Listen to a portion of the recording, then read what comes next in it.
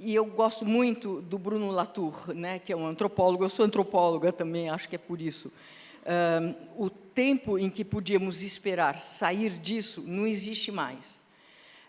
Nesses assuntos, a esperança é má conselheira. Já que não estamos em uma crise, isso não vai passar. Será preciso lidar com isso, é definitivo, o novo regime climático. E eu acho que eu passei a trabalhar no CEMADEM Educação com esse conceito, o novo regime climático. Qual é essa educação ambiental climática que a gente precisa fazer no novo regime climático? Tem essa equação que o Vitor usa bastante, Marquezine, né, é do Ben Wisner et al., mas eu vou bem rapidinho, porque acho que todo mundo conhece.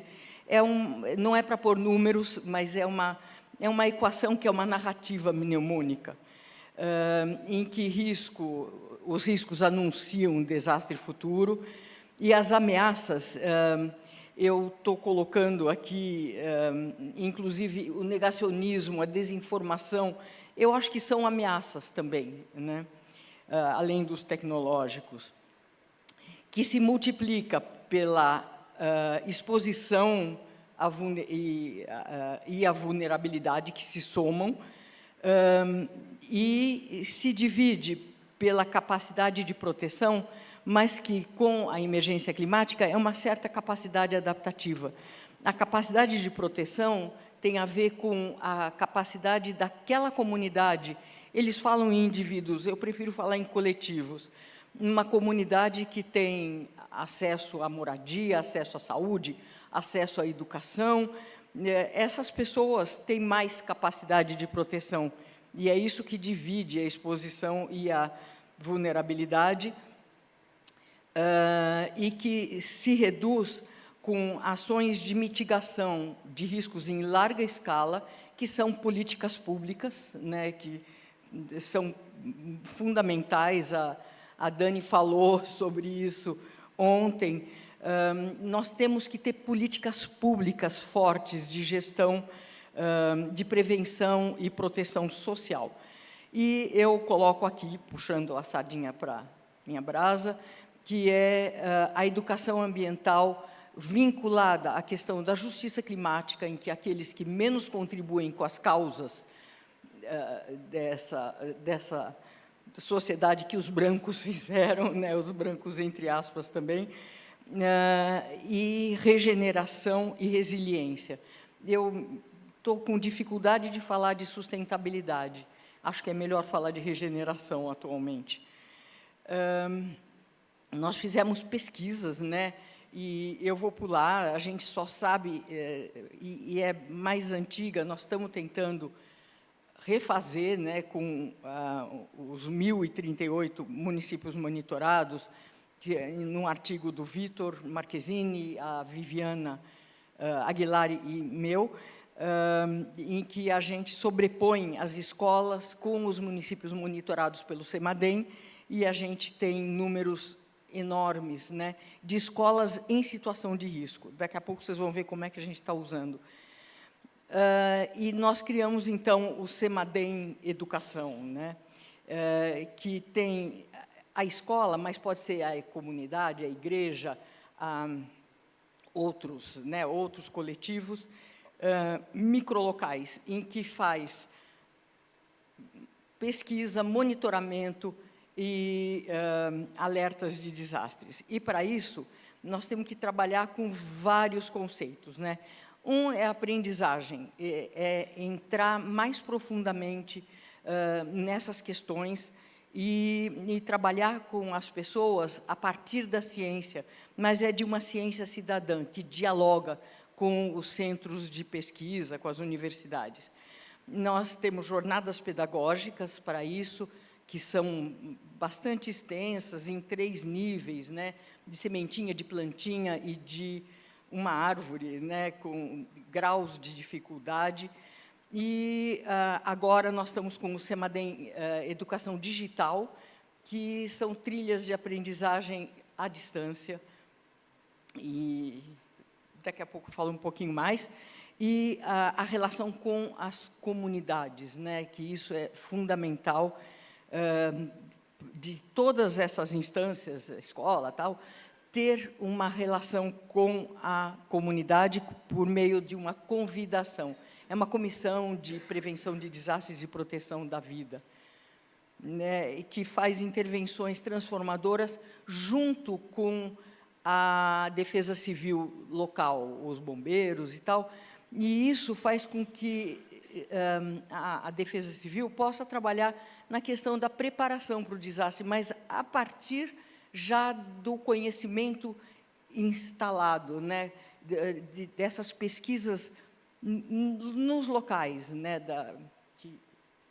que estão no site, né, tem essas jornadas pedagógicas todas no site, e em que as escolas e as comunidades produzem os conhecimentos e não só reproduzem uma cartilha, né, mas elas pesquisam e compartilham os seus dados, as informações e os conhecimentos na relação com as comunidades, se transformam em saberes sobre redução de riscos de desastres. Esse é o endereço do CEMADEM Educação, educacau.cemadem.gov.br. E tem essas jornadas pedagógicas, né? A Terra Desliza é sobre deslizamentos de encostas e transforma os estudantes em observadores, em detetives dos sinais quase semióticos, né, de deslizamentos, ao mesmo tempo em que se trabalha a questão da pesquisa da geologia daquele local, né? E a cartografia social, né, esse mapeamento de riscos, e história oral, a bacia escola, que é a bacia hidrográfica, que é uma escola, e a escola é dentro de uma bacia hidrográfica, que é uma unidade de gestão de sustentabilidade, mas também de desastres. E a escola é vulnerável à edificação da escola, então, aqui entram vários conceitos de vulnerabilidade, riscos e outros. A convidação, que eu já falei, e esse daqui, que virou meio um carro-chefe, é muito conhecido, né, que é o PluviPet mais aplicativo,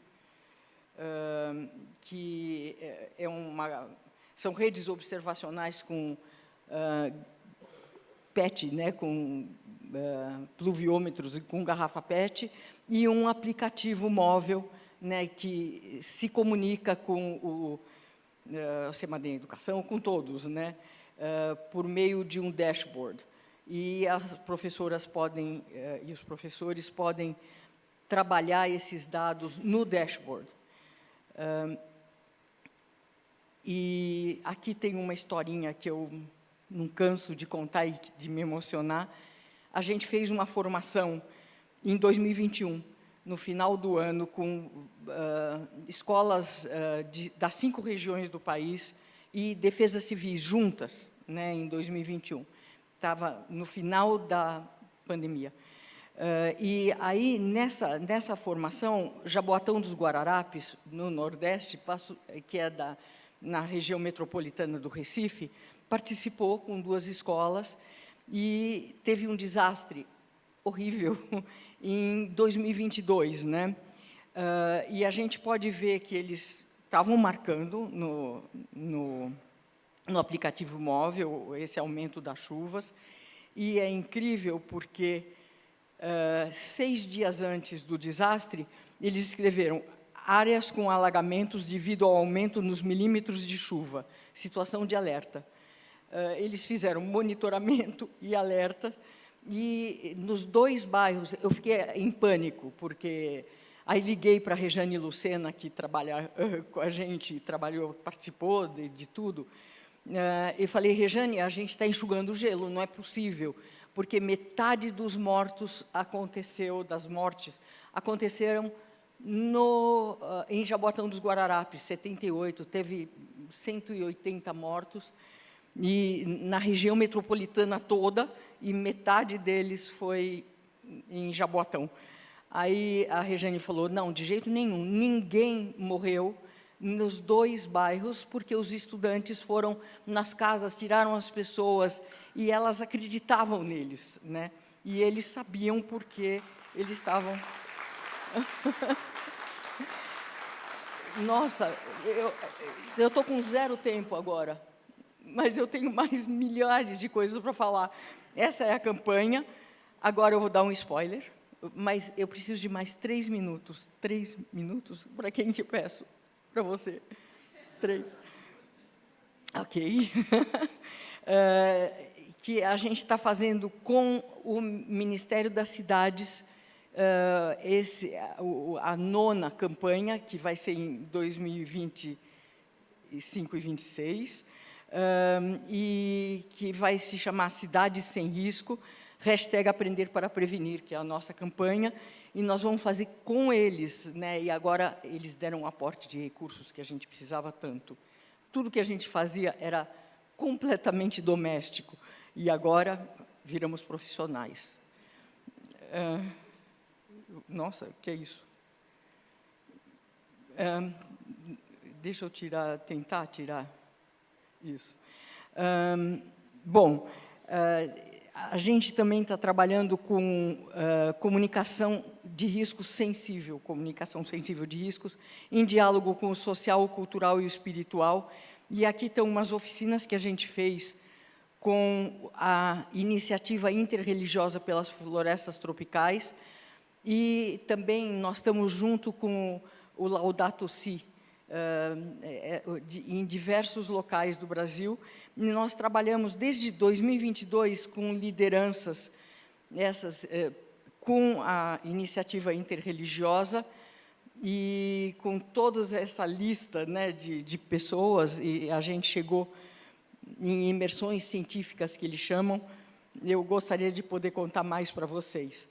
E outra coisa, nós estamos colaborando, e, por favor, vocês também ajudem a colaborar com a Conferência Nacional Infanto-Juvenil pelo Meio Ambiente. Nós fizemos um material para dar subsídios para as escolas, para trabalharem com essa temática, que é muito abstrata, né? Vamos transformar o Brasil com educação e justiça climática. Então, a gente fez uma publicação apontando para o bem viver, para uma pauta positiva. Como é que a gente sai dessa, né? Com as escolas, e aqui são escolas do Ensino Fundamental 2.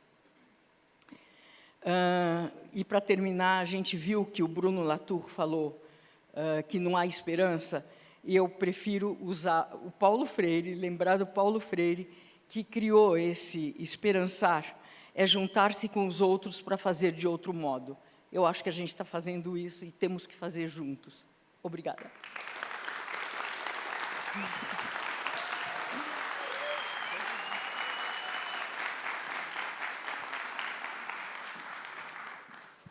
Muchas gracias y muchas felicidades por ese trabajo maravilloso. Gracias, Raquel.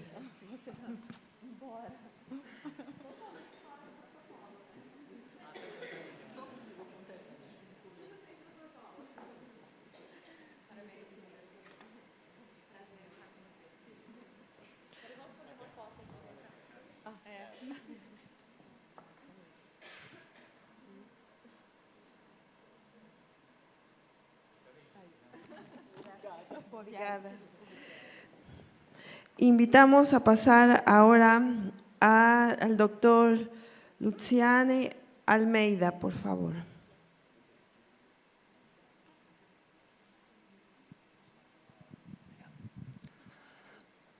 Boa tarde.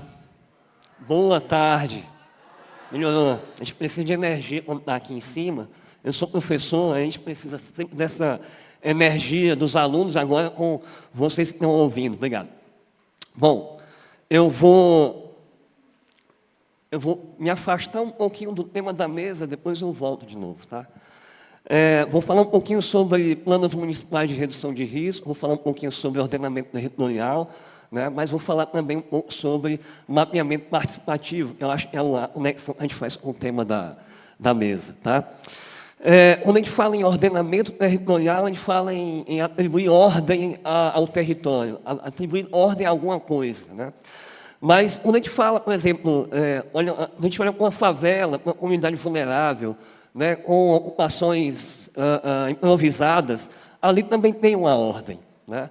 Não tem a ordem do plano diretor, não tem a ordem do Código de Obras, não tem a ordem da Lei de Uso e Ocupação do Solo, mas tem a ordem e se pode fazer com um pouco, né, com o improviso e a falta de política pública de habitação, ou a falta de uma política habitacional que atinja todo mundo no nosso país. Então, existe uma ordem, sim. Tá? Mas quando a gente fala de ordenamento territorial, é um ordenamento territorial formal, é aquele que está na legislação urbanística, é disso que a gente vai falar hoje. Em geral, os objetivos da nossa fala hoje é compreender um pouquinho o papel dos planos municipais de redução de risco, tentar relacionar esses instrumentos, né, e conectá-los ao planejamento urbano, né, das nossas cidades, e apontar alguns desafios, né, de boas práticas em relação a isso. Óbvio que a gente vai tentar trazer alguma coisa sobre em que situação as comunidades elas são protagonistas nesse processo, né? O contexto urbano brasileiro é de crescimento urbano acelerado e desigual, né? A ocupação de áreas de risco, né, a ocupação de territórios de risco, ou a construção de territórios de risco nas nossas cidades, elas envolvem, né, a ocupação desses tipos de terrenos, encostas, planícies de inundação, margem de rio, né? E eu destaco aqui o Rio Grande do Sul como uma referência para a gente discutir um pouco sobre ordenamento territorial que se faz no nosso país. Essa imagem ela é impactante no município de Cruzeiro do Sul, né? Você tem aí um bairro inteiro que desapareceu em função de uma inundação, né? Óbvio que é um fenômeno chocante para as pessoas que estão ali, para quem foi socorrer as vítimas, para quem viu na televisão também, como foi o meu caso, né? Mas isso não ocorreu por acaso. Tá? E a mim, às vezes, me incomoda quando a gente fala de desastre climático ou crise climática, porque o problema que a gente vê na imagem não está no clima, o problema está no território. Tá?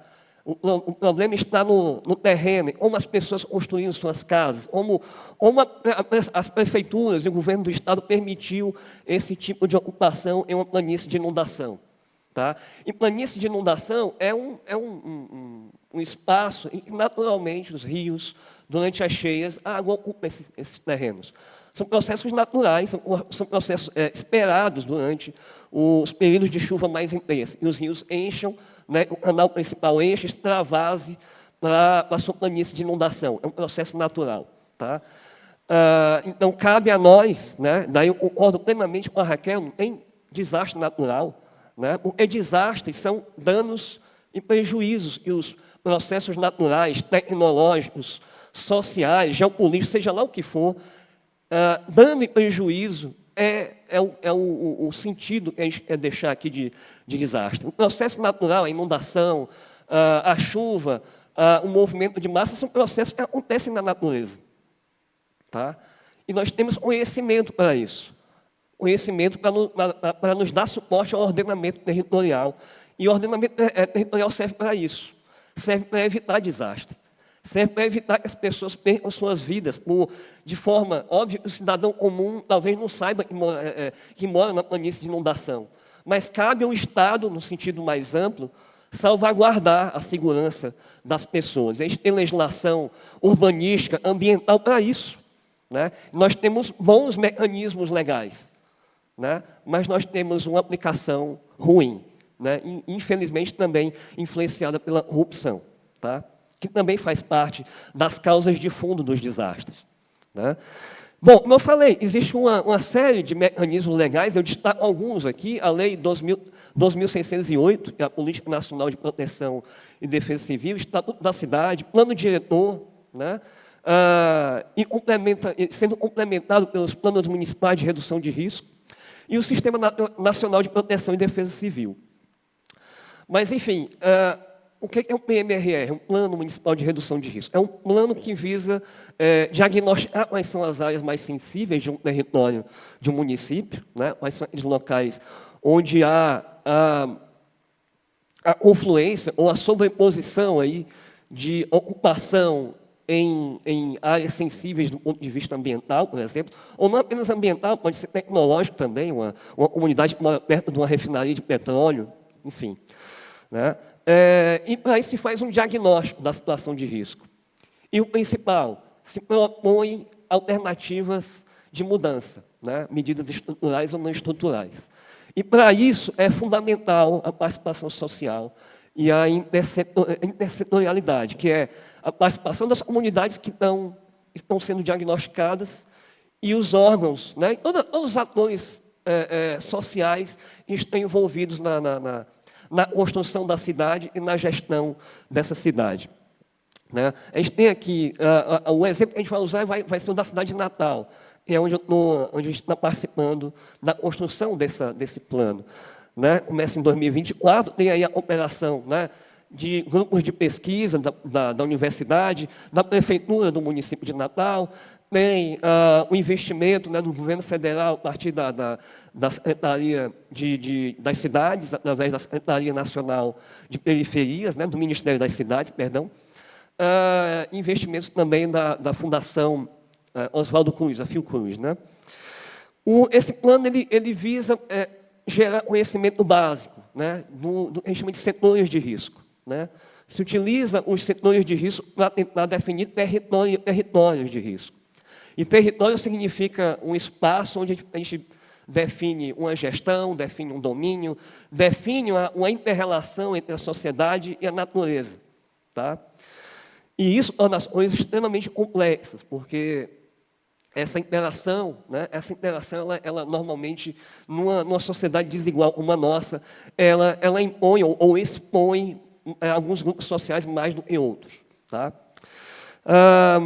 Aqui tem uma série de limitações e desafios da elaboração de um PMRR, não vou citar aqui todos, né? Seleção de localidades, a dinamicidade dos territórios, né? Mudança de governo. Né? A gente passou, ano passado, por exemplo, teve eleições municipais, essa mudança de governo também impacta na hora de elaboração de um plano. Né? Cenários multi-ameaças. Né? A gente sabe que cada vez mais essas ameaças estão interagindo, ampliando outras. Por exemplo, uma chuva pode desencadear um movimento de massa e, por consequência, pode ampliar a ocorrência de inundações. Né? E assim vai, tempo, prazo, escala do mapeamento, que é fundamental também, a gente precisa de dados em escala de detalhe, na escala microlocal. Né? Logística de trabalho, custos e quantidade de dados. Né? A gente sabe que, às vezes, o nosso município não tem dados suficientes, então, às vezes, é muito necessário coletar o dado em campo. Então, o trabalho de campo também é uma atividade fundamental nesse processo. Né? Aqui a gente tem as etapas, eu destaco ali, eu não sei, perdão, eu fiz aqui. Voltou. Etapa 2 e 3 são as etapas fundamentais, a etapa de mapeamento e a etapa de medidas estruturais e não estruturais. Aqui tem um pouco da metodologia, né? A gente fez oficinas comunitárias, né? Uso de drone, mapeamento participativo, audiências públicas, atividade de campo. Né? E dentro dessa metodologia, parte de toda uma bibliografia de referência. Né? Adaptações metodológicas são fundamentais, porque a gente recebe uma metodologia que vem elaborada pelo IPT e aprimorada pelo Ministério das Cidades, né? E ainda está em processo de aprimoramento, justamente porque cada território tem sua especificidade e cada região do país, cada município, cada estado é uma singularidade, tá? Tem suas especificidades. Embora a gente tenha uma metodologia comum, a gente precisa adaptar essa metodologia às realidades locais. Aqui tem a etapa de mapeamento, a gente faz um pré-campo, né, toda uma seleção de quais áreas diagnosticar, então foi feita uma hierarquia de quais áreas diagnosticar, a gente não tinha nem tempo nem recurso financeiro para fazer um diagnóstico de todas as áreas de risco do município. né? Então, a gente elencou áreas prioritárias, fizemos um campo, usamos drone, usamos uma ficha de campo, vistorias, né? Modelagem, ainda já no pós-campo, né? A gente fez modelagem, por exemplo, para estimar as áreas de inundação, né? A gente vai mostrar ainda, se der tempo, algumas imagens. Aqui é a etapa de campo, mas são mais imagens para ilustrar esse processo de produção de dados, né, em campo, né? Essa talvez seja a principal conexão com a mesa de hoje. Eu considero como um ganho gigantesco, um ganho de conhecimento, pelo menos da equipe que elaborou o plano, né? Aliás, está em processo de finalização do plano, esse contato com a comunidade é extremamente rico. Tá? Se a gente está tentando criar as condições para que políticas públicas sejam aplicadas com base nesse diagnóstico, é fundamental o contato com a comunidade. São as pessoas que moram em risco, são as mais apropriadas para você perguntar onde é que está o problema.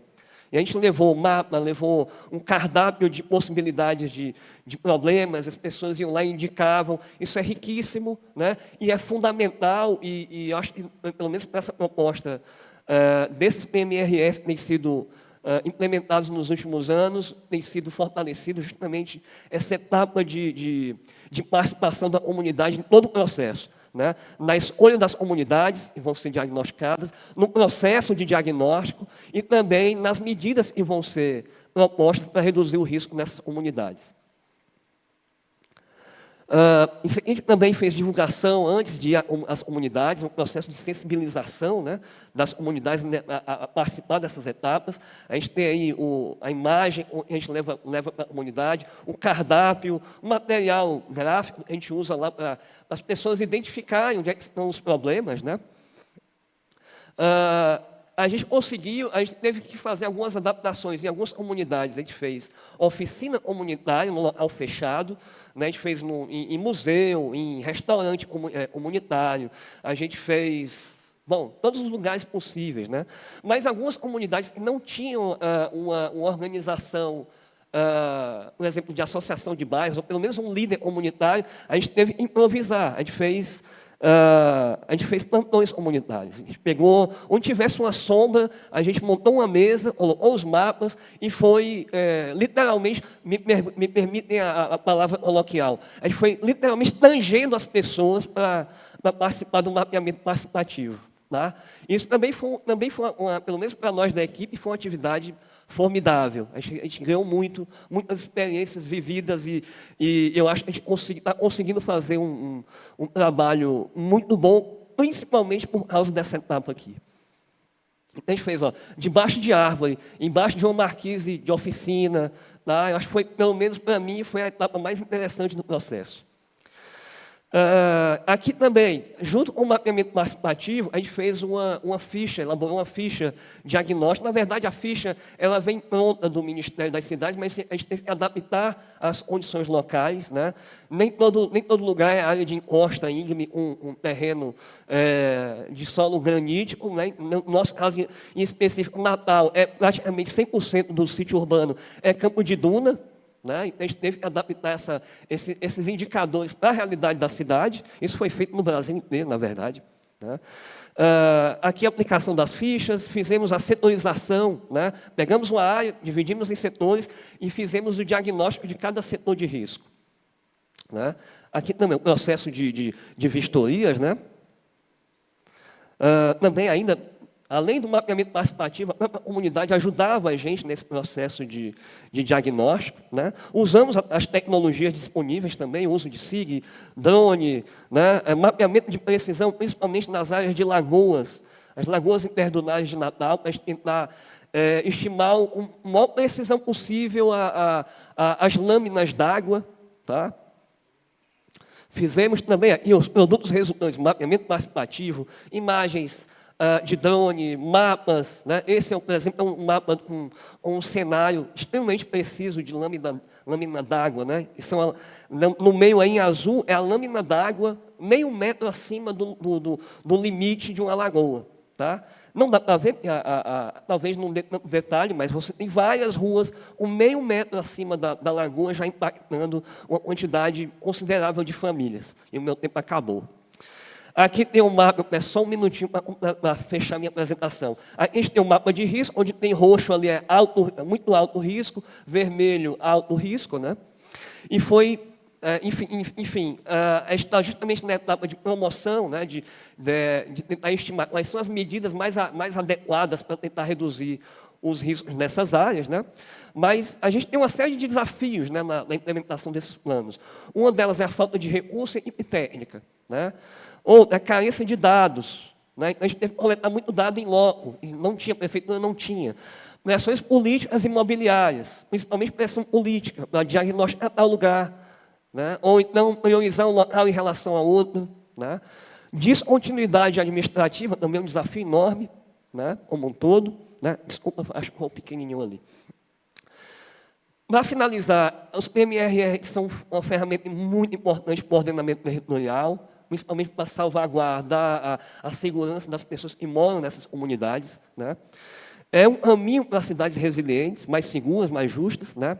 Eu destaco o papel da geografia, porque eu sou geógrafo de formação, então acho que a gente tem uma contribuição muito importante na compreensão do território e como fazer um ordenamento territorial usando, por exemplo, o tipo desses planos que a gente mencionou. Acho que um potencial fantástico também é a integração da universidade com a sociedade civil, né? Porque foi criado, além do contato com a comunidade, foi criado um grupo gestor com os técnicos da prefeitura, né? Mapas de risco participativo, para mim, foi uma ferramenta fundamental, tá? E também, mesmo de forma indireta, educação e conscientização comunitária, né? Acho que, através da educação, né, o contato mínimo que a gente teve de diálogo com as comunidades já ajudou as pessoas a ficarem mais conscientes dos riscos que estão expostos. Tem meus contatos aqui, principalmente o Instagram do grupo de pesquisa, o GeoRisco, e meu e-mail, né? E é isso. Obrigado, pessoal.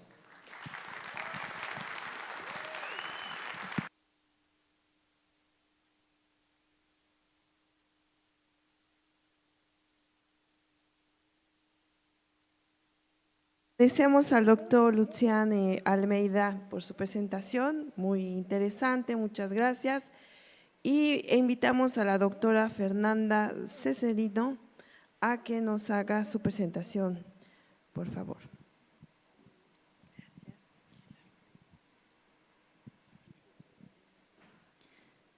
Boa tarde, pessoal. Venho hoje representando tanto a coordenação do Laboratório de Geoprocessamento e Estudos Ambientais aqui da UFPR, como a coordenação do nó latino-americano da Rede Ibero-Americana de Observação Territorial. Então, eu vou tentar abordar um pouquinho como que essas duas coisas se integram, né?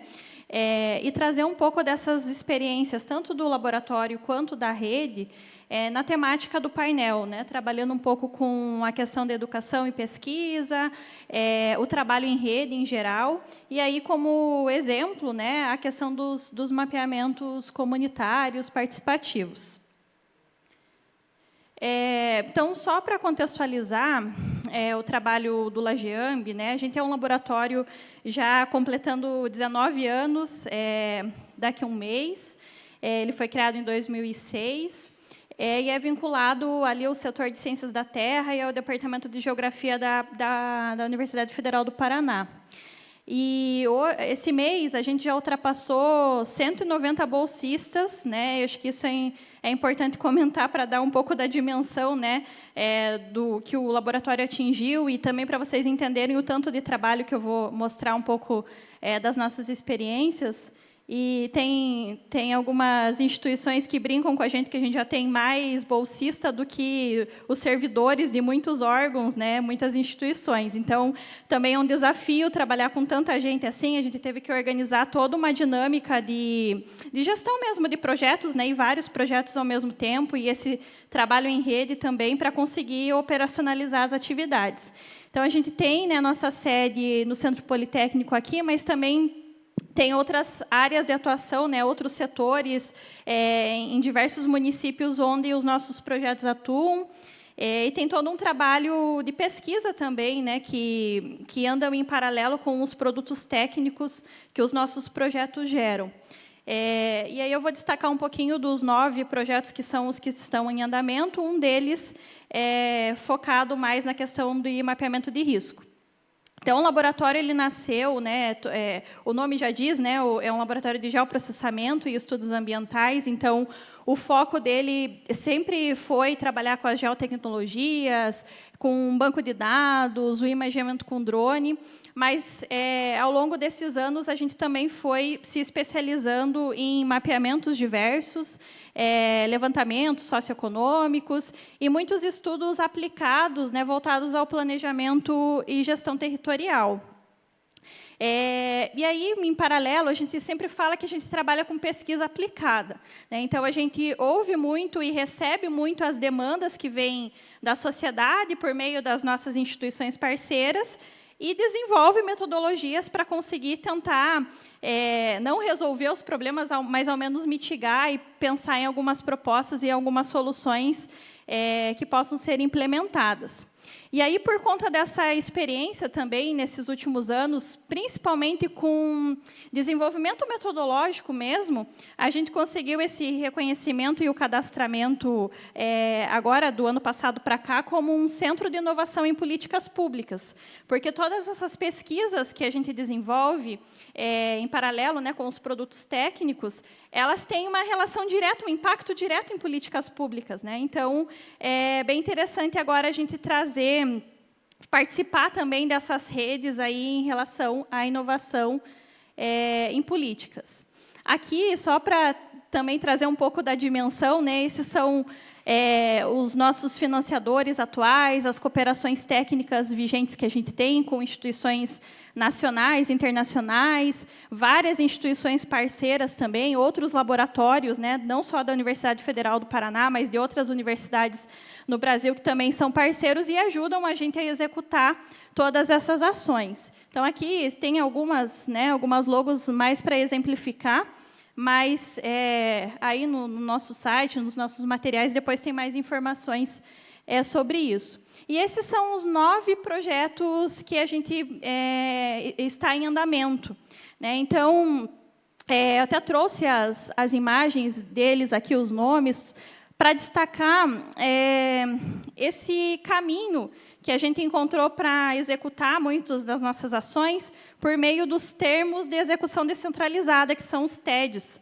Então, isso é um desenho, né, que o próprio governo federal, por meio dos seus diversos ministérios e instituições, encontraram de conseguir suprir algumas lacunas, né, que os servidores e sua equipe própria não dá conta.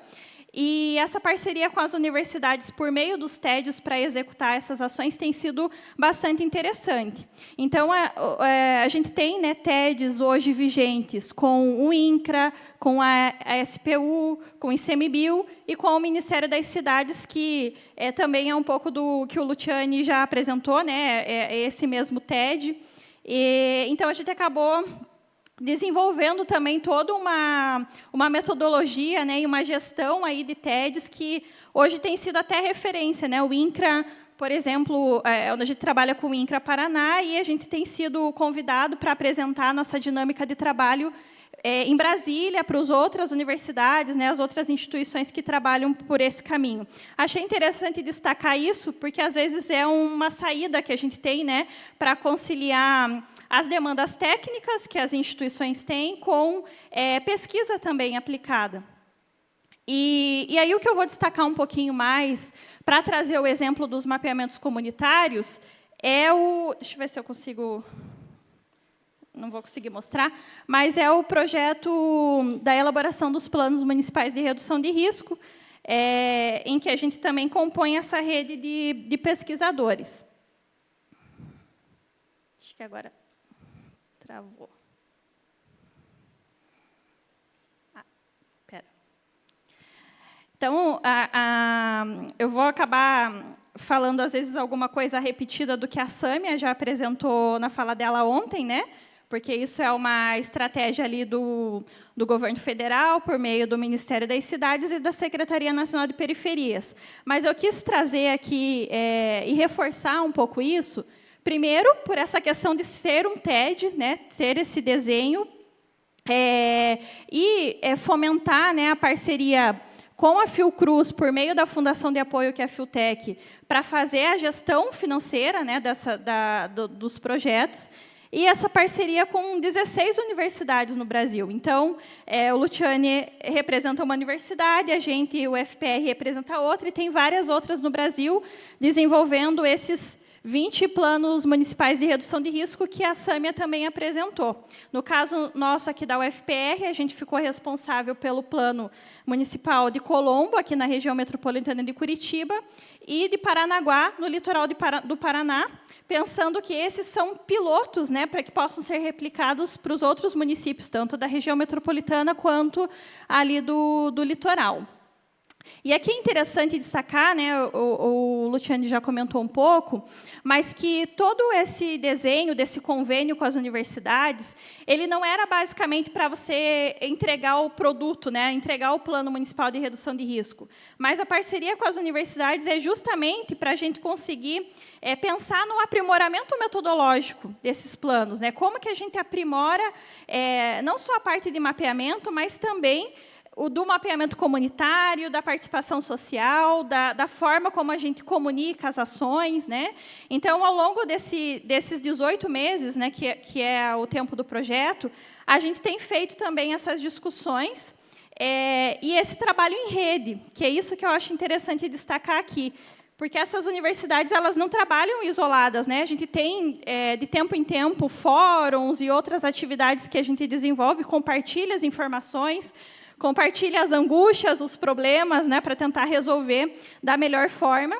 E, como a Sâmia também já tinha adiantado, a ideia é que esses 20 planos, né, ajudem a gente a aprimorar a metodologia e dar escala para isso, né, que são aqueles outros 120 planos que estão previstos de serem financiados pelo Ministério das Cidades.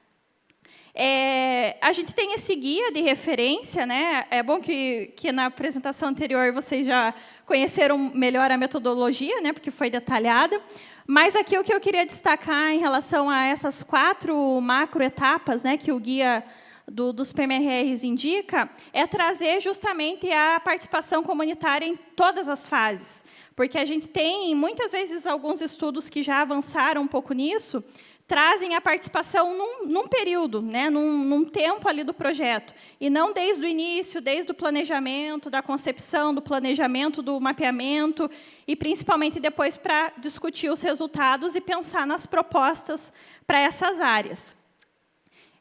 Então, no caso do LAGEAMB, eu mostrei ali rapidamente, né, as áreas de atuação, a gente trabalha recentemente com mapeamento de risco, mas a gente já tem uma série de experiências de mapeamento de vulnerabilidades em geral e com mapeamentos comunitários. E daí uma das nossas principais referências é esse projeto que a gente apelidou de Território Caiçara, que fez, né, o mapeamento de todo o território das comunidades caiçaras na Baía dos Pinheiros, aqui no litoral do Paraná, mas ela nos ajudou a operacionalizar, a executar os protocolos de consulta com as comunidades tradicionais e desenvolver toda uma metodologia nossa de escutativa, do mapa falado, como a gente chamou. E essas experiências foram fundamentais para a gente fazer os mapeamentos de risco aqui durante a elaboração desses 2 PMRRs. E aí, como também já foram falados, né, em outros momentos, a gente precisou fazer, né, toda uma mobilização, primeiro, da comunidade, das lideranças, né, das instituições já existentes, para conseguir aproximar eles entenderem o papel deles na elaboração de um plano como esse, e, assim, a gente conseguir ter a participação nas oficinas comunitárias que estavam previstas, né, porque só marcar a oficina, fazer o convite, a gente sabe que não adianta. Então, aqui são algumas fotos, só para ilustrar esse processo. Assim como o Luciane comentou que eles tiveram dificuldade, a gente também, né, tem atividades que foram mais organizadas na Associação dos Moradores e teve outras que foram na rua, na porta do bar, aonde o pessoal queria ouvir a gente, né, saber mais do projeto, a gente conseguiu ir fazendo esse trabalho. E isso foi essencial para que depois, nas oficinas que a gente realizou, eles participassem, né, trouxessem as informações, colaborassem com mapeamento, identificassem essas áreas críticas, e que foi um trabalho excepcional, né? Enriqueceu muito, qualificou muito o nosso mapeamento de risco. Agora, só algumas questões, né? Não dá tempo da gente aprofundar muito sobre essa questão, mas algumas questões que eu trouxe até para a gente debater depois, se for possível, né? Se vocês tiverem dúvidas. Que, primeira coisa, é essa questão dos diferentes tempos, né? A gente, imagino que todos que estão aqui entendem a importância da participação, a gente tem essa intenção, né, de sempre fazer os processos envolvendo a comunidade, transparente e tudo mais, mas a gente vive em tempos diferentes. O financiador tem um tempo, a universidade tem um tempo, as comunidades têm outro tempo, e muitas vezes isso não dá certo de conciliar. Então, por mais que a gente tivesse, né, toda a boa vontade, o esforço, a teoria, né, tentando aplicar ali na prática, muitas vezes as coisas não funcionam porque não funcionam como a gente gostaria que fosse, porque os tempos são diferentes. E eu acho que isso é uma limitação que a gente tem, né? O pessoal lá da Secretaria de Periferias já ouviu, né? Várias vezes a gente reclama, a gente precisa mais tempo, para conseguir fazer um trabalho realmente participativo, não é nesse tempo, mas, ao mesmo tempo, você tem que ter o plano para que o município consiga agir, porque os eventos extremos estão aí. Então, isso é uma questão que a gente fica, né, nesse dilema a todo momento tentando conciliar. A outra questão que eu trago aqui, que é esse histórico, nem sempre positivo, que as universidades têm, né, a relação das universidades com as comunidades. Por muito tempo, né, e às vezes a gente escuta que isso ainda acontece, dos pesquisadores, dos grupos de pesquisa irem até o território, coletarem dados e ir embora, sem ter esse retorno. E esse histórico dificulta muito a inserção de grupos como os nossos, né, de conseguir sensibilizar, fazer com que eles realmente participem, porque eles já têm muitas experiências negativas. Então, isso também é um desafio que, a todo momento, a gente está tentando, né, romper e mostrar que a universidade pode ser diferente, que a gente pode estar cada vez mais próximo das comunidades e que eles têm saberes, né, experiências e estratégias mesmo de adaptação que a academia precisa considerar, né? Então, a gente tem, a todo momento, tentado trabalhar com esse desafio.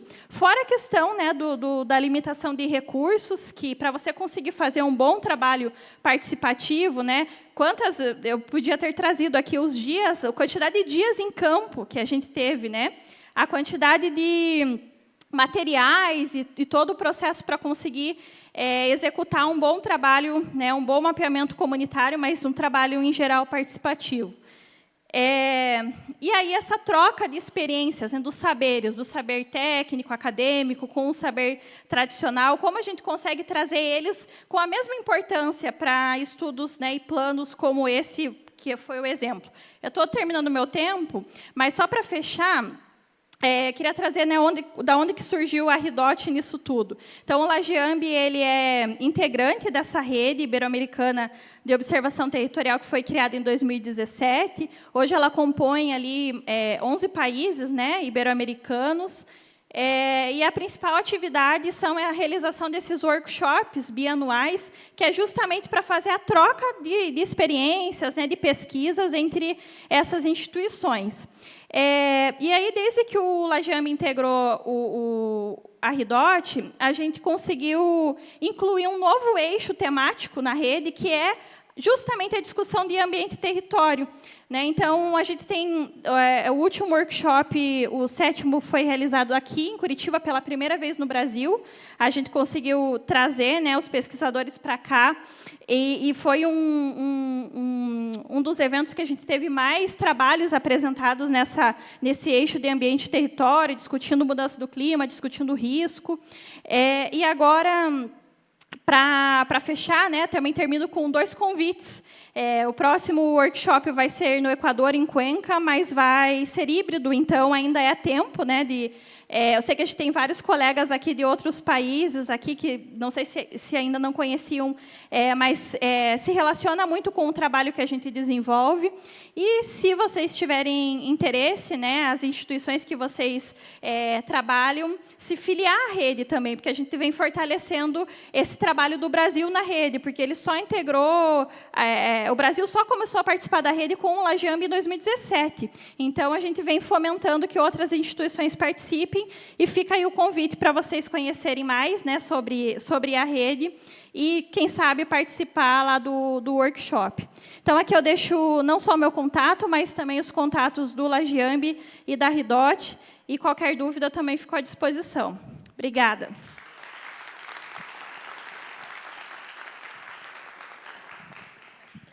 Muchísimas gracias a nuestra expositora. Pasamos a nuestra última presentación con el capitán Marcos Vidal. Muchas gracias. Bom, vou estar aqui representando, né, até o Coronel Fernando, né, ele pediu as desculpas também, porque ele foi chamado para uma reunião de última hora na Casa Civil, então ele precisou ir lá, mas a gente vai passar algumas informações, apresentar algumas das ações, os projetos que a Defesa Civil do Paraná possui, voltada também a essa área de educação, de redes. Então, lógico, o que a gente já percebe aqui é como a gente precisa, né, estar inserido nesses momentos, porque a Defesa Civil ela vai precisar estar preocupada com um monte de coisa. Né? A gente começou lá com produto perigoso, né, de manhã, estava falando de comunicação, e agora a gente vai falar desse mapeamento de redes. Ok. Então, aqui, um dos carros-chefes da Defesa Civil do Paraná é esse programa aqui, o Programa Brigadas Escolares Defesa Civil na Escola, que foi criado em 2012, e a proposta ali era fazer a melhoria da condição de segurança nas escolas estaduais. São 2.100 e poucas, mais ou menos, escolas estaduais, mais cerca de 400 APAES que foram integradas nesse projeto por meio de convênio, e desde então vem sendo executado esse programa que se baseia em 3 eixos, né? Capacitação de servidores e professores, tá? Exercícios simulados de abandono, então todas as escolas precisam fazer esses simulados, e também a regularização das edificações escolares visando o atendimento. Porque a gente entende que, logicamente, tem dificuldades, tem fragilidades na estrutura das condições desses locais, e a gente precisava tomar medidas, né? Mas o ponto principal, logicamente, que a gente vai ter é essa capacitação de brigadistas. Então, o brigadista ele vai estar lá no início da cadeia, porque ele começa a compreender também quais são as medidas de segurança que são necessárias para que a gente consiga garantir uma segurança das pessoas. E, lógico, a gente tem um foco aqui especial nas questões mais prementes ali de incêndio, por exemplo, né, que tem uma probabilidade um pouco maior de acontecer, um atendimento pré-hospitalar com as crianças, mas também de passar esse conhecimento sobre defesa civil, de como se organiza esse sistema. E, lógico, se eu estou numa área, né, essa escola está dentro de uma área de risco, de desastre, ela já vai ter um protocolo também de atendimento que vai poder fazer com que a gente garanta essa segurança de maneira melhor. Ao longo do tempo, né, são 13 anos de programa, a gente vê o quanto isso foi evoluindo e como as escolas ali, elas têm desenvolvido esse conhecimento, as crianças ali vão fazendo, vão para o local seguro. Aqui na foto a gente vê um dos exemplos, né? Então a gente entende que isso tem funcionado muito bem na prática. Esse brigadista, ele vai revisar as condições essenciais de segurança das escolas, né, as condições primárias. Fora isso, né, desde o início do programa, também investimentos nas escolas para que elas vão paulatinamente se adequando às condições previstas no Código de Segurança contra Incêndio e Pânico do Corpo de Bombeiros Militar. E também eles precisam fazer 2 simulados de abandono por ano. Tá? Então, isso é obrigatório, cada turno da escola faz 2 vezes por ano. Então, a gente vai ver até nos números ali que tem na sequência, que essa quantidade é bem alta por conta disso, porque eles sempre estão fazendo, e isso, né, vem melhorando essa condição. Isso tudo, no início era feito por meio de papel, e hoje é feito por meio de um sistema, o CIS-Brigadas, né, que está ali no fundo. A gente levava mais de um mês, pelo menos, para tramitar todo esse processo no início. Hoje, né, se tiver tudo certo ali, em menos de uma semana, a gente faz todo o trâmite ali para poder gerar o certificado de conformidade para aquela escola que está atendendo todos esses requisitos. Tem a quantidade mínima de brigadistas, tem as condições de segurança mínimas da escola atendidas e fez os simulados de abandono que são necessários. E, para além disso, né, aqui só deixa eu mostrar a quantidade, né, então tem, até 2024, eram 86 mil brigadistas formados e mais de 90 mil simulados de abandono realizados nessas escolas, né. Então, a gente vê como isso, né, tem o potencial de ir se agregando ao longo do tempo. E, para além disso, né, a proposta também que a gente está trabalhando é de agregar ensinamentos, fortalecer também as disciplinas para ensinar isso aos alunos, né, porque o foco inicial são servidores e professores, mas também a ideia é não parar só por aí, é conseguir ir abrangendo cada vez mais a comunidade escolar. E aqui um pouco dos requisitos também que são abrangidos.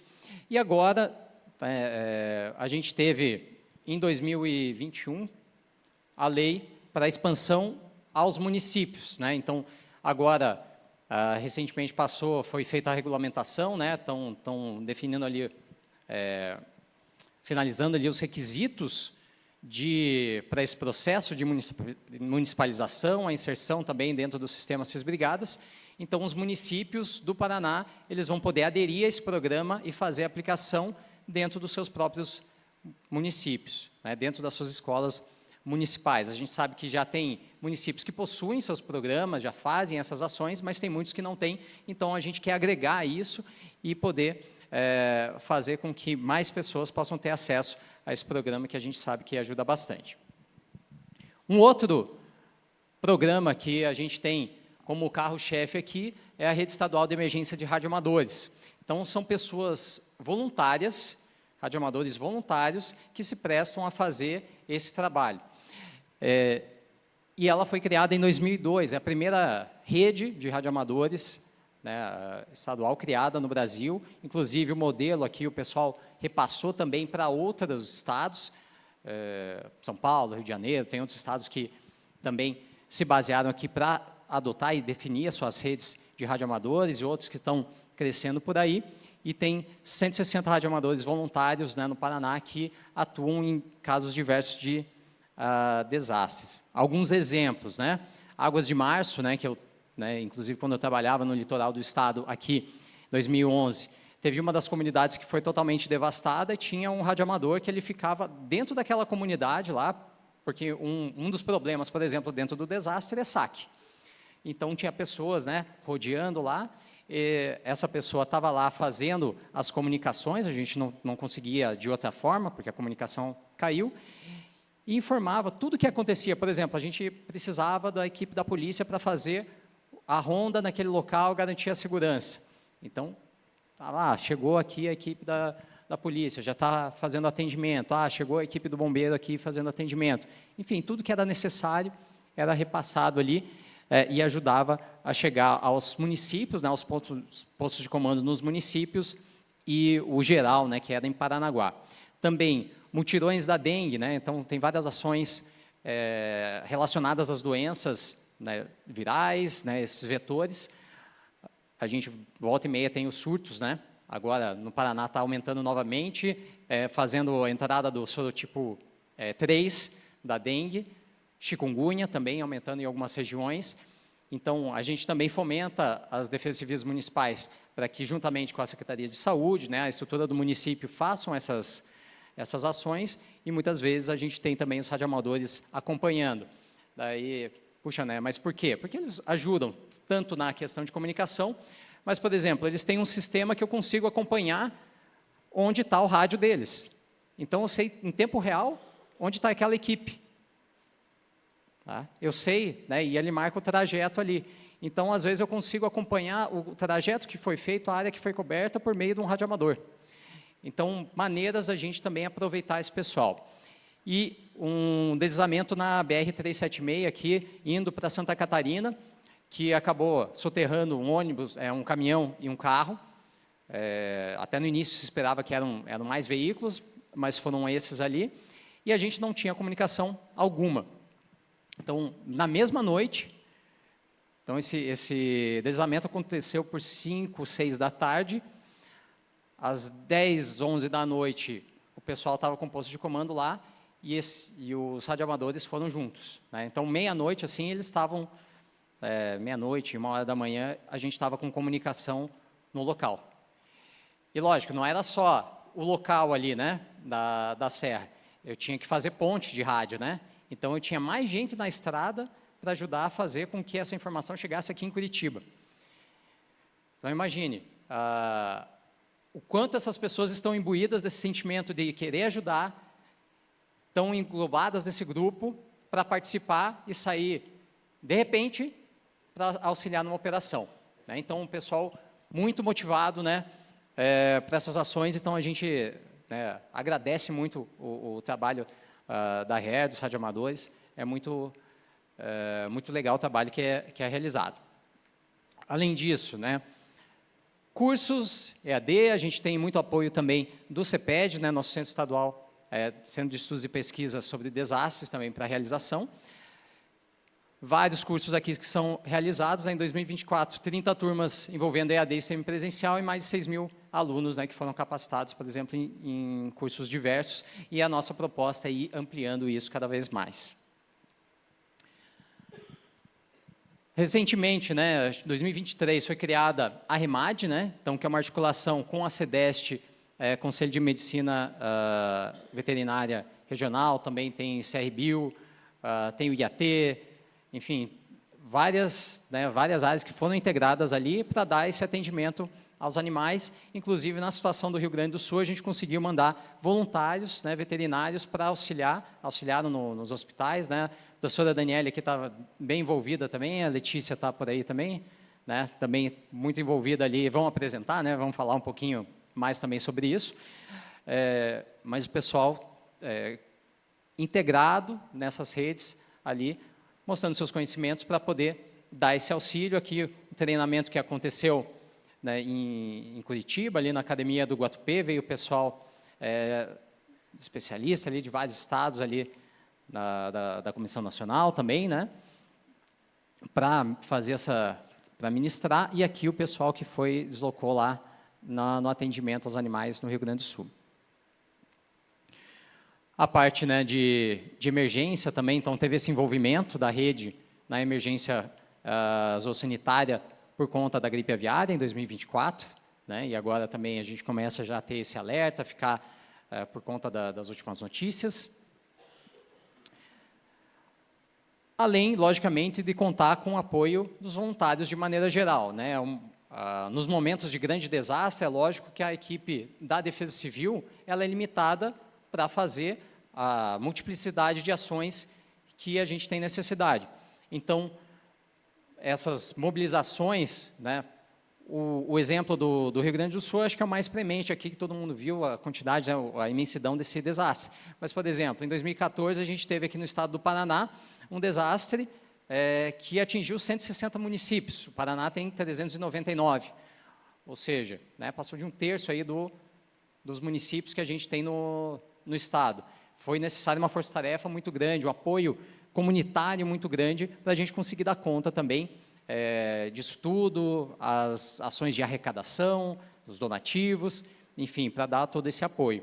E aqui também a quantidade que a gente conseguiu mobilizar com esse apoio. Muitos dos caminhões que foram levar eram voluntários também de empresas, né, que cederam, por exemplo, né, ou até, não de empresas, né, mas particulares, né, que o pessoal cedeu, né, se colocou à disposição para poder levar esses donativos. Foram 13.000 toneladas, né, que a gente enviou com o apoio dessa separação. Aqui algumas fotos, por exemplo, nos quartéis, né, o quartel do 1º agrupamento ali. Então, o pessoal fazendo toda essa logística, né. Logicamente, né, a primeira-dama do Estado ali dá o aval, né, o suporte. Então, isso aí também auxilia bastante a gente naquelas questões que foram levantadas, né. Então, esse suporte, essa preocupação também política, auxilia para que a gente consiga colocar em implementação muito disso. Outras operações e auxílios que a gente fez também, né, Brumadinho, no Acre, na Bahia, em São Paulo e no Amazonas, né. Eu vou dando uma aceleradinha aqui, que já está quase dando tempo, né? E é isso, né? Então, a gente tem várias ações que são realizadas, que a gente precisa desse apoio, dessa integração com as demais pessoas, voluntários, pessoas especializadas ou pessoas que têm a motivação para dar vazão a essas ações, para ajudar o próximo, e com isso, com certeza, a gente vai conseguindo agregar nessa rede para trazer resiliência, né? E se a gente for juntando com todas essas atividades, essas iniciativas que foram apresentadas aqui, com certeza a gente vai conseguir agregar nisso e trazer proteção para todos. Muito obrigado.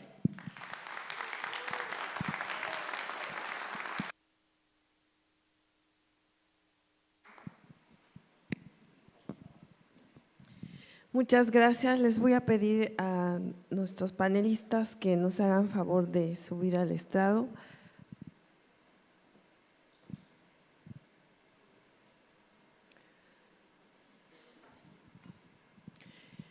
Bueno, pues vamos a pasarle la palabra al público para que nos hagan sus preguntas. Allá atrás ya hay alguien que quiere preguntar, por favor. Dos más.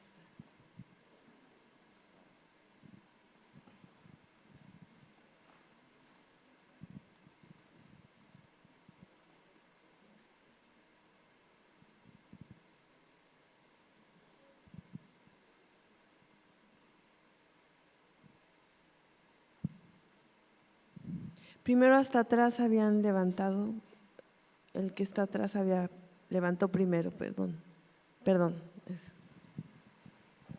No, más atrás, bueno, já depois. Oi, obrigado. Eu gostaria de fazer uma pergunta ao capitão. O senhor comentou sobre os programas nas escolas, que são muito interessantes, e eu fico pensando nas escolas como receptores de sujeitos atingidos por desastres, né, em questão de abrigamento.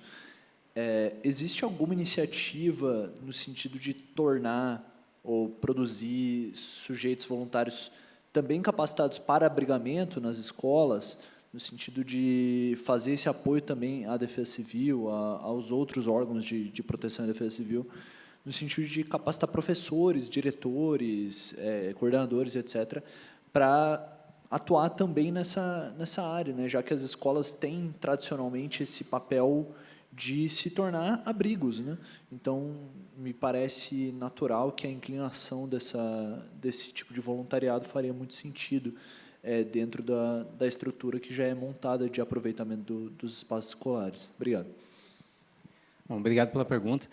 As escolas, com certeza, né, são muito importantes nesse aspecto. O que a gente está desenvolvendo nesse momento são algumas redes também específicas, mais ou menos no formato da REER, de logística, de atendimento a desastres, né? Então, provavelmente, elas vão englobar também treinamentos mais específicos, né? Por exemplo, de abrigos, né? Em alguns treinamentos de voluntários, a gente chegou a abordar alguns aspectos. E, lógico, eu acho que essa sugestão é bem interessante ali para a gente fortalecer a estrutura ali, os professores dessas escolas que são muito próximas às áreas de risco, que eu acho que seriam as principais, para ter essa expertise. Mas eu acho que assim, a gente também precisa ter um olhar cuidadoso quando a gente trata de maneira muito... Assim, a gente toma por certo que a escola vai ser um abrigo.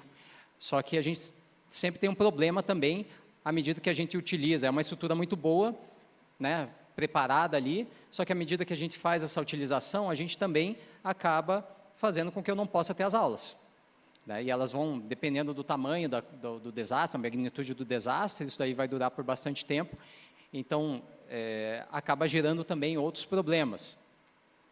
Inclusive, quando eu estava nessa situação do litoral lá em 2011, tive um especificamente sobre isso, porque estava se prolongando muito essa estadia numa determinada escola, né? Então, a gente precisava também fazer essa liberação, né, a busca por outros locais. Então, até um apelo, assim, especialmente o pessoal da Defesa Civil que está assistindo, que a gente precisa mapear outros locais também, né, e pensar em que tipo de estrutura. Mas, assim, para além disso, a gente não vai ter só o pessoal da escola lá atuando. A gente vai precisar também das outras áreas, né, da assistência social, da saúde, da psicologia, enfim, vários outros atores também para auxiliar nessa gestão. Muchas gracias. Adelante, por favor. Pergunta ao capitão Marcos. Capitão Marcos, muitas vezes quando ocorre um evento, as pessoas se comovem bastante e é natural que, pelo senso de humanidade, elas queiram ser voluntários, né? Mas muitas vezes esses voluntários eles não estão aptos. Muitas vezes eles passam mal diante daquela cena de tristeza, enfim. Aqui em Curitiba tem a sede nacional dos escoteiros do Brasil, uma união, uma instituição que tem mais de 100 anos no Brasil e com quase 100 mil voluntários ao longo de todos os estados do Brasil. E aqui é o escritório nacional, né, onde tem a presidência dessa instituição. E lá eu faço parte, e são pessoas que têm um nível de preparo relacionados a primeiros socorros, questões de rapel, enfim, toda aquela doutrina. E eu queria saber do senhor se há alguma ação da Defesa Civil estadual aqui, do Estado, de fazer uma parceria com essa instituição, dado essa capacidade técnica de ser um voluntário para atuar nessas situações, inclusive como radioamador. Ok, então vou pegar assim, ó, primeiro o exemplo dos radioamadores, né? Eles, para essa rede, eles têm que fazer uma capacitação. A parte técnica, de maneira geral, eles compreendem, né? Eles já têm ali o hobby deles, mas muitas vezes tem algumas ferramentas que a gente precisa colocar em perspectiva como que elas seriam melhor utilizadas no momento do desastre. Então, eles passam por isso também para ter essa capacidade. E daí, sim, ele vai estar apto, né, a fazer a utilização, participando dos eventos também da rede, fazem simulados, enfim. E os voluntários, de maneira geral, têm alguns treinamentos, né? A gente tem a perspectiva, né, a intenção agora de fazer ampliação, porque o que acontecia? A estrutura da Defesa Civil estadual, ela permanecia mais em Curitiba, e eu tinha os braços, né, operacionais aqui da gente, eram os corpos de bombeiros, né, no interior do estado, que também tem diversas atribuições. E agora foi 2024, 2023, 2024, a gente conseguiu fazer ampliação para núcleos regionais. Então, a ideia é que esses núcleos regionais também comecem a ampliar esses treinamentos para capacitar as pessoas, né, e elas fiquem mais aptas a atuar nesses momentos ali do desastre, saber como é a atividade também, já vir preparadas para esse tipo de atuação. E, lógico, né, uma preocupação que a gente tem sempre como bombeiro, como Defesa Civil, é que essa pessoa que vai querer ajudar, ela esteja em segurança. E uma coisa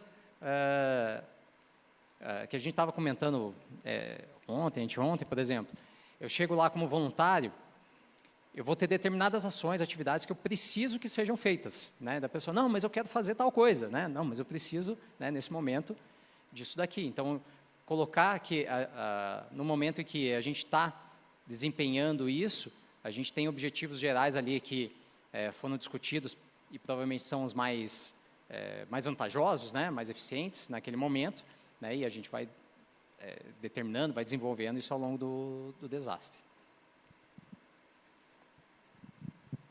Gracias. Tenemos otras preguntas por ahí.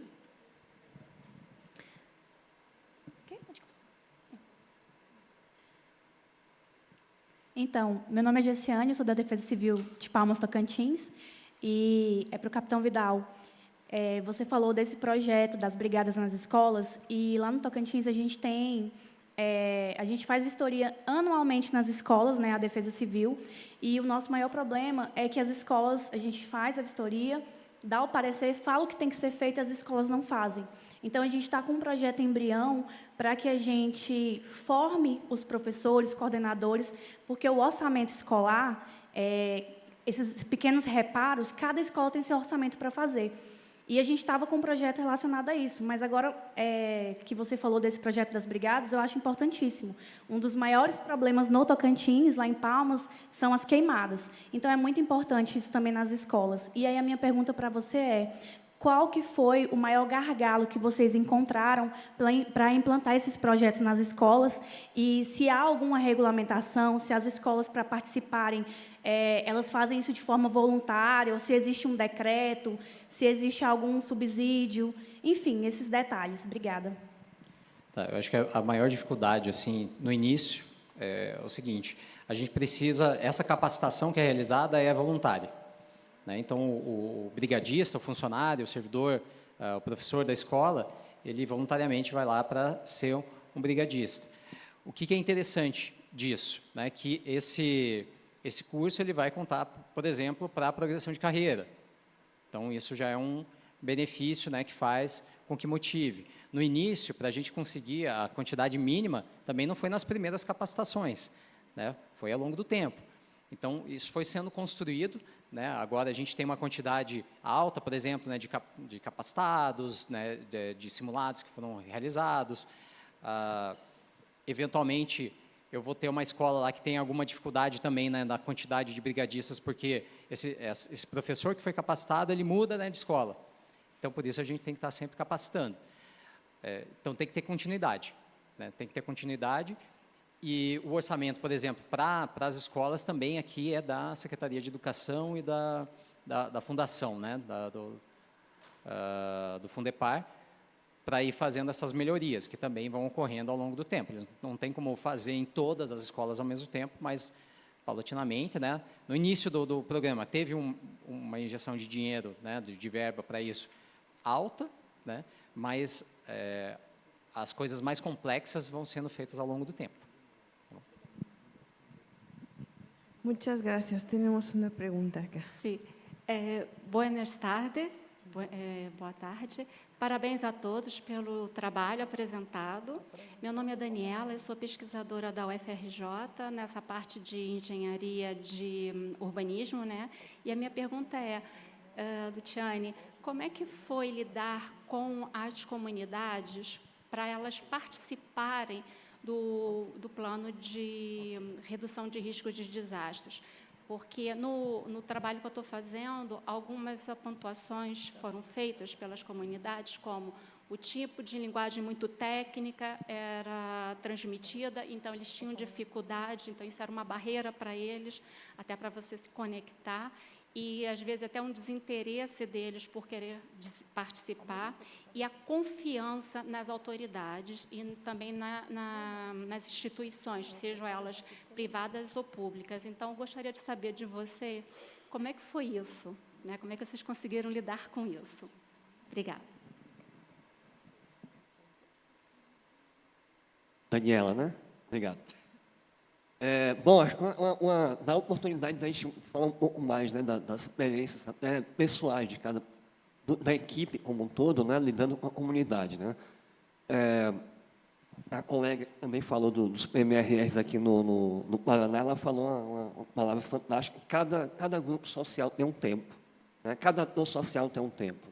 A gente tem o tempo da equipe, tem o tempo do cronograma que o governo federal impõe para a equipe, tem o tempo de gestões da prefeitura e tem o tempo da comunidade.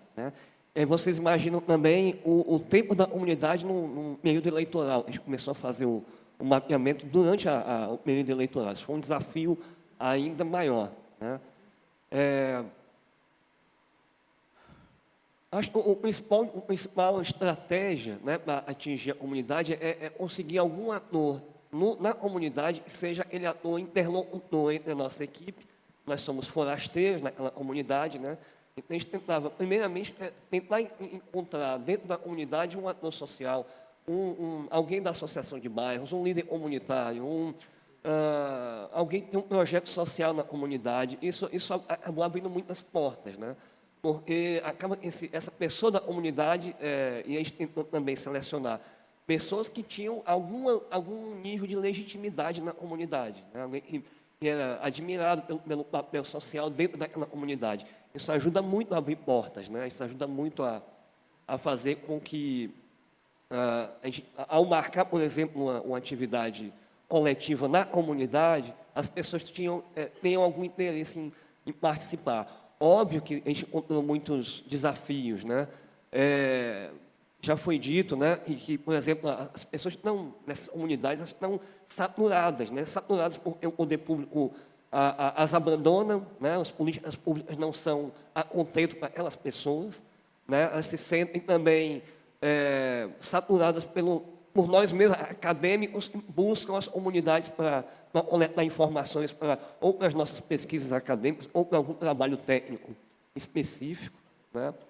E a gente tentou lidar da melhor forma com isso. Onde a gente encontrava uma barreira, o ideal é não bater de frente, né? Tipo água, né? A gente vai circulando as barreiras e tentando encontrar outros caminhos alternativos para acessar a comunidade, e as pessoas têm algum nível de confiança na equipe, né? E às vezes existiam situações em que a comunidade não tinha confiança nenhuma na prefeitura. Então, infelizmente, a gente não ia nem para a Defesa Civil em algumas comunidades. Existia um estranhamento, né? Em Natal, caso específico, o número de telefone para acionar a Defesa Civil é o mesmo da polícia, né? Em comunidades onde são estigmatizadas pela violência, pelo crime organizado, tráfico de drogas,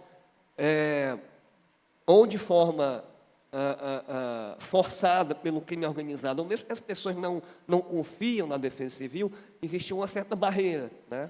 Então, isso foi pouquíssimas situações, né? A maioria, com certeza, as comunidades tinham algum nível de confiança da Defesa Civil. Obviamente, quando ia a equipe junto com a Defesa Civil, todo mundo era cobrado, né? Inclusive a equipe da universidade junto com a Defesa Civil, todos eram cobrados, porque é urgente. As pessoas que moram nas comunidades, elas têm urgência para resolver seus problemas, e como a colega falou, a gente precisava tentar mediar essas temporalidades, o tempo que a gente tinha para fazer o trabalho, o tempo para fazer cada etapa, porque teve uma etapa de coleta de informações iniciais, depois teve a etapa de mapeamento, depois teve devolutivas desse produto, depois agora vai coletar dados sobre quais medidas estruturais ou não estruturais vão ser avaliadas, depois a gente vai devolver de novo, né?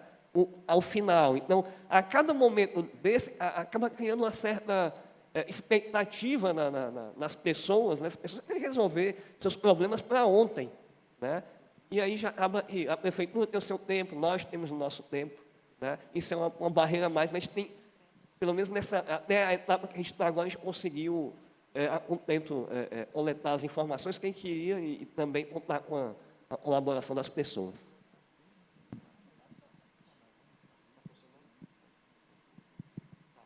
Oi? Está funcionando. Bom, compartilho da mesma opinião, né, as mesmas experiências que o Luciani apresentou, mas ia destacar outras duas coisas que eu acho que foram positivas. Primeiro, a equipe técnica, né, desses planos e projetos diversos também está aberta e flexível para pensar em atividades, né, alternativas. No nosso caso, as oficinas foram interessantes, mas a gente teve muito mais contribuição e muito mais proximidade quando a gente foi na rua. Então, a gente divulgava nas redes sociais do projeto e nos grupos que a gente criou para fazer essa comunicação um ponto de encontro e ficava ali disponível no ponto de encontro, saía pela comunidade conversando com o pessoal. Isso foi muito mais efetivo. Eu acho que a experiência de vocês com os plantões, né, também foi bem interessante.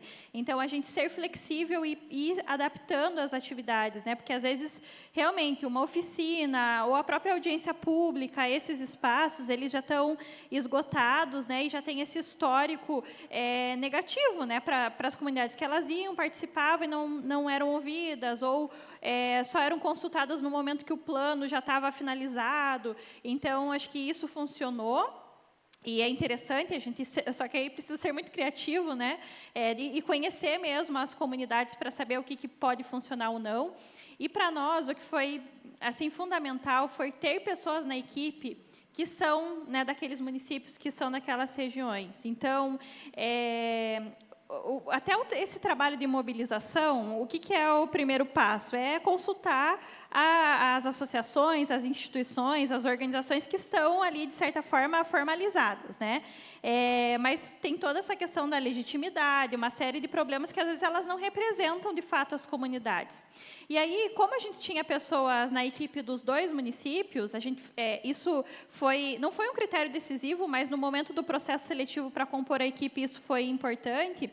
A gente sabia, né, quem mora nos locais, no meu caso, eu moro em Paranaguá, então eu conhecia outros grupos nas redes sociais, outras pessoas que acabam sendo lideranças, mas não estão formalizadas numa associação de bairros, né, numa outra instituição.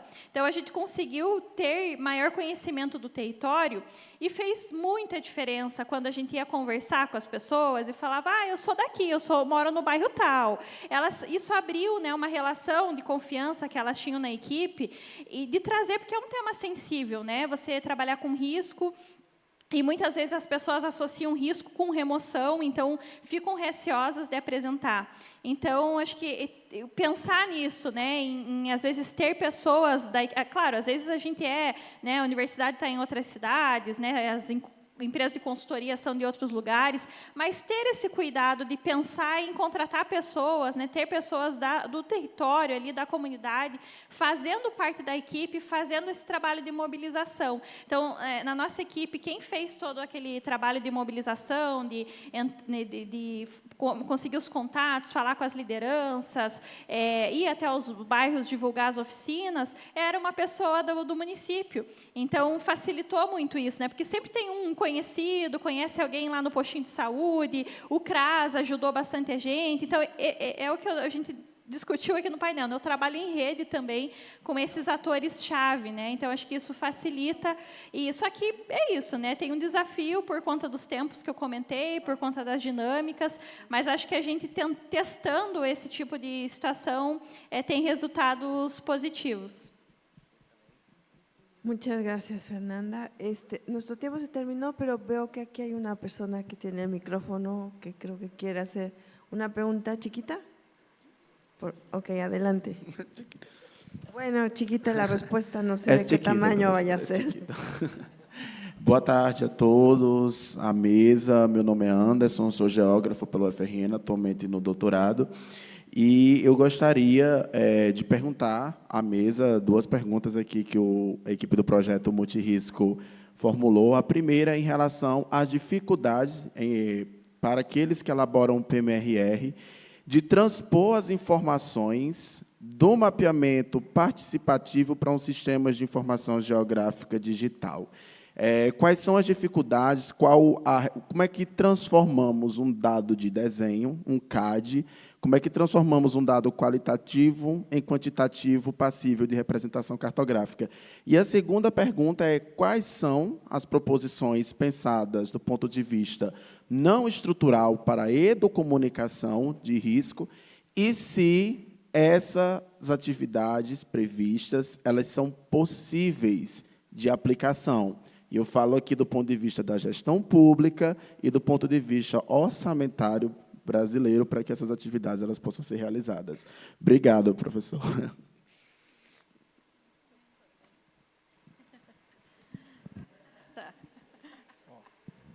Ejecutivo, por favor.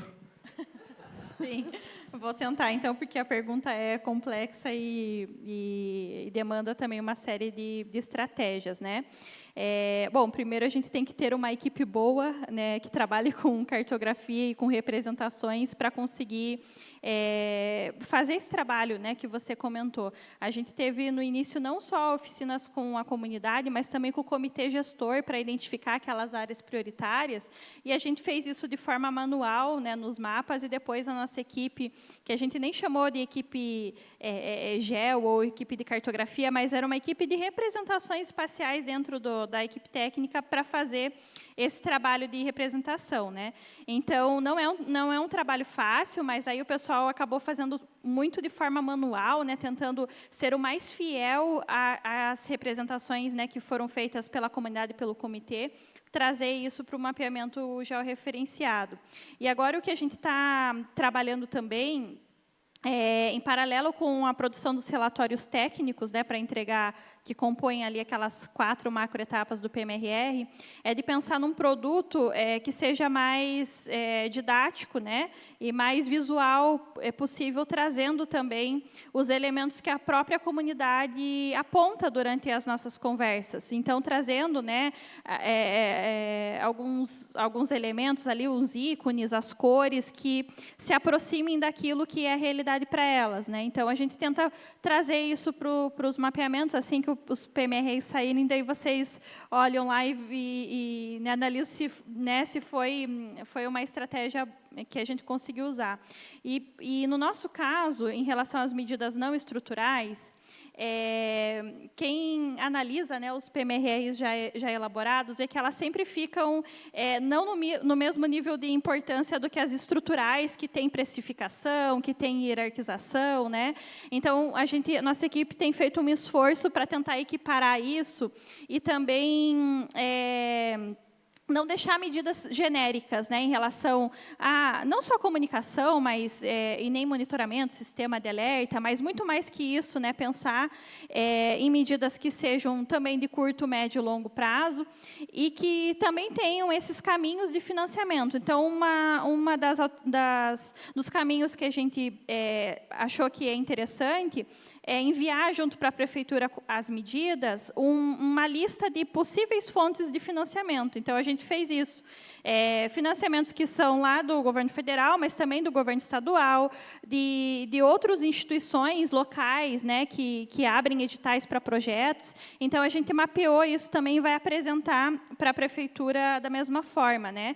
E pena que, não sei se tem alguém do governo federal aqui, do Ministério das Cidades, mas uma coisa legal que é interessante comentar também, que a equipe da Secretaria Nacional de Periferias, em outros ministérios ali, eles têm amarrado também isso no repasse de recursos agora para o PAC e outras estratégias de repasse de recursos do governo federal. Então, o município que tem o PMRR, né, tem um pontinho a mais ali, conta um critério para receber o recurso. Então, eles conseguiram também, por meio do governo federal, fazer essa amarração para viabilizar algumas ações, né? Claro que muito mais focada nas ações estruturais, mas tem outras fontes de financiamento que englobam também essas estratégias não estruturais. No caso do PMRR Natal, eu fiz questão que a Fernanda respondesse, o Anderson da equipe do PMRR Natal, então, mas da minha parte, por exemplo, a gente estava pensando que o município tem um fundo específico para a redução de risco de desastre é fundamental, porque tudo precisa de recurso, né? Então, a gente está pensando dentro das medidas não estruturais, a existência de um fundo que tivesse um recurso destinado específico para a comunicação de risco, para a promoção da cultura de risco na cidade seria fundamental, né? Então, principalmente diferenciando cultura de risco de cultura do desastre, né? Cultura de risco como algo mais voltado para a prevenção, para a preparação, enfim, para a preparação das condições, tornando aquela comunidade mais resiliente, mais apta a lidar com momentos adversos, né?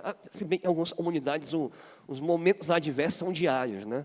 Mas naquele momento mais extremo, né? Quando tem chuva mais intensa, alagamento, movimento de massa, se as pessoas tiverem já algum mecanismo de circulação de informação, né, desde medidas mais tradicionais, como a cartilha, né, até alguns elementos mais utilizam as próprias redes sociais, né, o WhatsApp, Instagram, isso tudo propicia, às vezes nem precisa de tanto dinheiro, né? Talvez um modelo organizacional que propicie as pessoas se sensibilizarem a utilizar essas ferramentas para essa finalidade, né? Eu tenho um colega do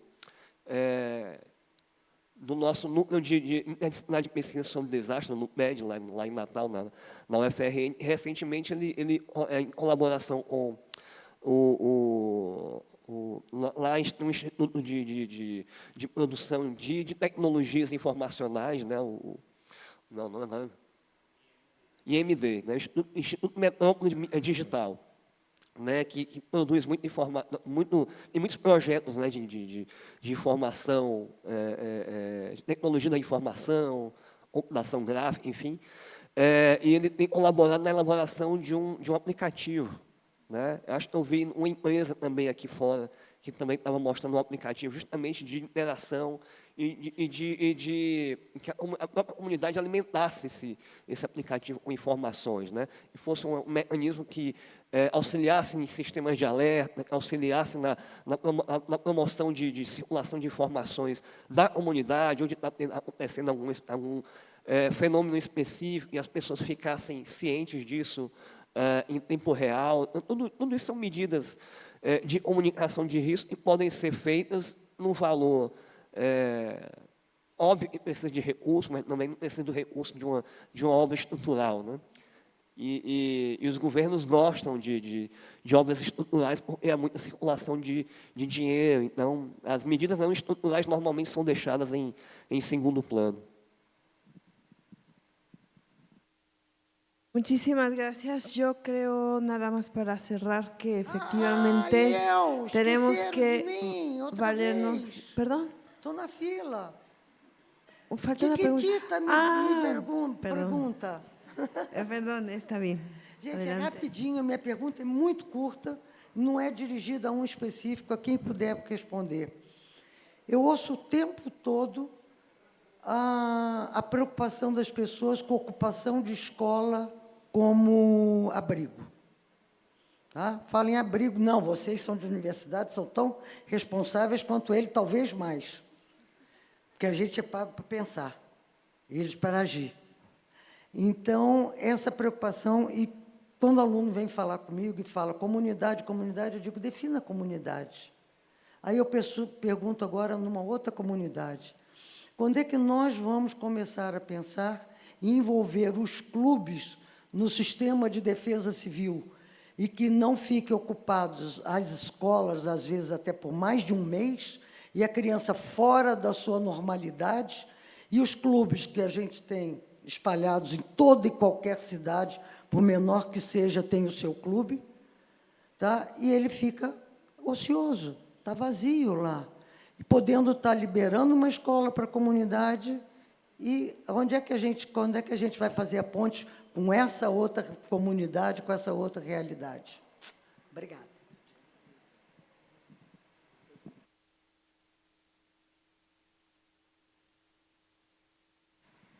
Bom, acho que eu posso contribuir alguma coisa, né, nessa questão.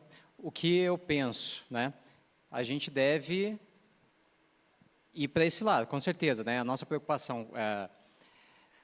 Estava mostrando para o pessoal na segunda-feira, a gente tem um sistema ali para ajudar os municípios a fazer os seus planos de contingência, onde eles podem cadastrar os abrigos. Quando a gente dá os treinamentos, a gente fala assim, mapeie o máximo de locais que você pode utilizar temporariamente, né, para esses abrigos. E a gente indica, lógico, né, que a utilização de uma escola, lógico, é muito boa, né, é fácil, né, de ser utilizada, mas eu preciso buscar outras alternativas. É fácil, às vezes, no município? Não. Né, às vezes ele não tem uma estrutura tão simples ali. Como que eu vou adaptar um ginásio para receber esse abrigo? Vou precisar de colocar mais banheiro, vou precisar fazer várias adaptações que muitas vezes a escola tem, então a escola é mais simples, a tendência é fazer isso. Mas sempre a gente indica, né, fomenta para que isso seja feito. O que eu acredito é que a gente consiga fazer isso gradualmente, da mesma maneira que eu mencionei com o programa Brigadas Escolares, que não é da noite para o dia. O que eu sinto, por exemplo, depois de mais de 10 anos trabalhando dentro da Defesa Civil, as coordenadorias municipais elas estão sendo pouco a pouco fortalecidas. A gente está melhor do que a gente estava 10 anos atrás, ainda bem, né? Muito ainda a se avançar, muito de política pública, né, de fortalecimento, de colocar isso como prioridade, que muitas vezes não acontece, precisa de um desastre muito grande para, às vezes, as pessoas notarem. Mas, por exemplo, a gente conseguiu aqui juntar mais de 200 coordenadores municipais, né, que receberam essas informações, também captaram um pouquinho disso, viram a complexidade do que está sendo discutido também, para além dessas ações diretas de desastre, né, tiveram uma parte também específica lá, né, conosco, mas é um passo de formiguinha, né, e com a nossa preocupação de que daqui a 4 anos, será que eu vou ter que capacitar mais gente de volta? Né, porque isso acontece de volta, né, reiteradamente. Então, essa é sempre uma preocupação nossa. A gente está buscando para fortalecer, para que isso, eu tenha espaços mais adequados, né, do que a escola. Ela precisa ser contabilizada, porque numa situação muito grave, pode ser que eu precise, né, mas se a gente puder evitar, tanto melhor.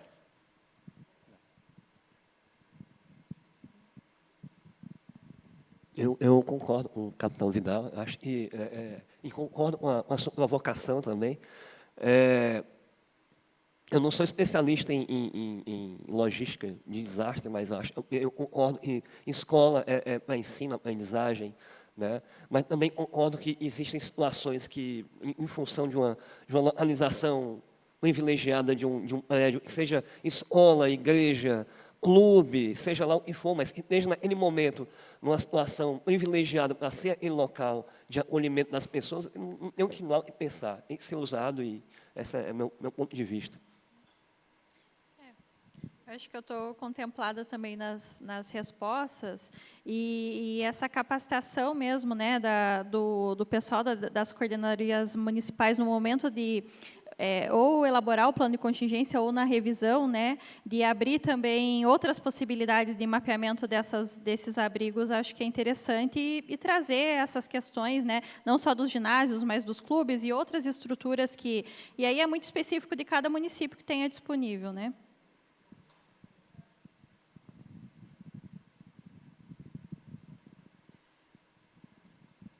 Bueno, yo creo que ya vamos a concluir. Efectivamente, bueno, yo quería cerrar con este comentario, y es que efectivamente cada vez tenemos más la necesidad de crear cultura de riesgo, de preparar a las comunidades, a las ciudades, a los pueblos, para que participen en este trabajo de protección y de prevención.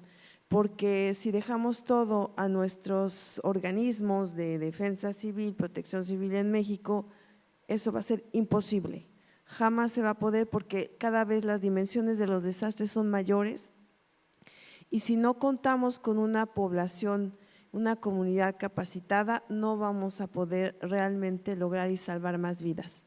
Entonces, pues muchas gracias por su trabajo, es un ejemplo para todos y esperemos que podamos salir adelante con todo esto. Gracias a todos por su paciencia, por su tiempo, y nos vemos mañana a las 9 de la mañana. Gracias.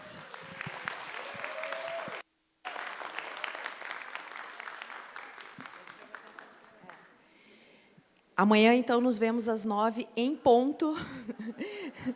Tá, vamos tentar todos nos dirigir ao auditório um pouquinho antes, né? Porque hoje o James Lambert não começou a palestra porque o pessoal estava lá fora. Então, aí para a gente evitar o atraso.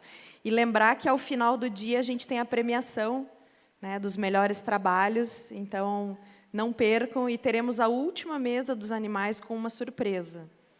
Então, aí não vamos contar. E a última mesa recebe o brinde também, a nossa lembrança de Curitiba e a foto, né?